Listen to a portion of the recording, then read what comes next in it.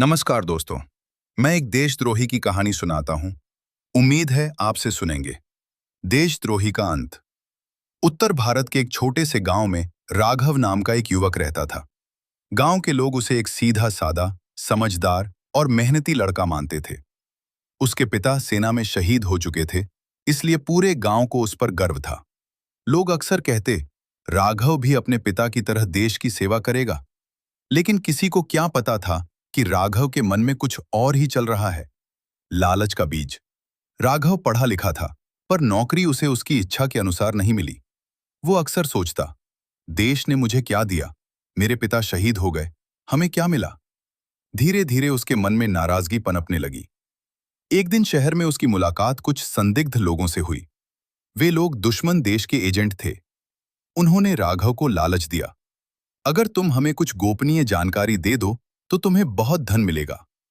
राघव पहले तो डर गया, लेकिन फिर पैसों की चमक ने उसके मन का डर दबा दिया।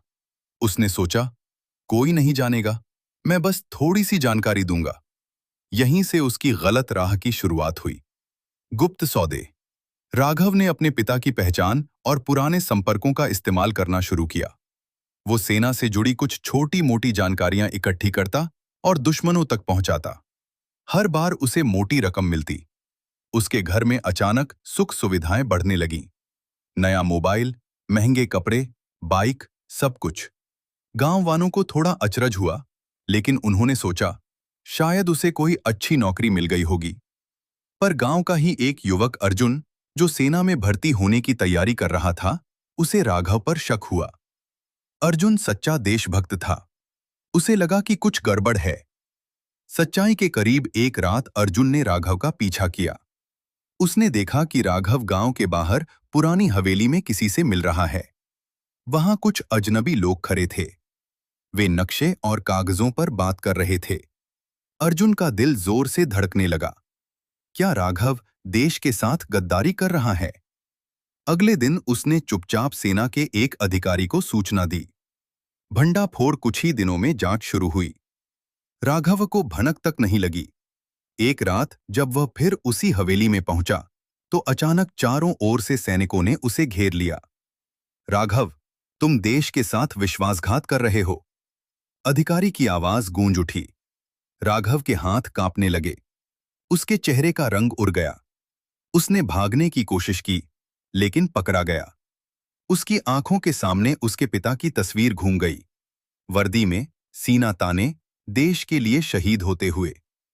उस क्षण उसे अपनी गलती का एहसास हुआ। पछतावा। जेल में बैठा राघव घंटों रोता रहता। मैंने क्या कर दिया? मैंने अपने पिता के नाम को कलंकित कर दिया। उसे समझ आ गया कि थोड़े से लालच के लिए उसने अपना सम्मान, परिवार और देश सब खो दिया।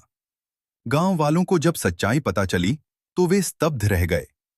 अर्जुन को सम्मानित किया गया, क्योंकि उसकी सतर्कता से एक बड़ी साजिश नाकाम हो गई थी। अंतिम संदेश। कहानी यहीं खत्म नहीं होती।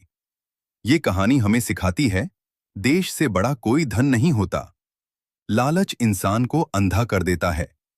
एक छोटी सी गलत शुरुआत बड़े विनाश का कारण बन सकती है। सच्चा देशभक्त वही है जो हर परिस्थिति में अपने देश के प्रति ईमानदार रहे। राघव की कहानी गांव में वर्षों तक सुनाई जाती रही, एक चेतावनी के रूप में। देशद्रोह का रास्ता भले आसान लगे, लेकिन उसका अंत हमेशा विनाश ही होता है।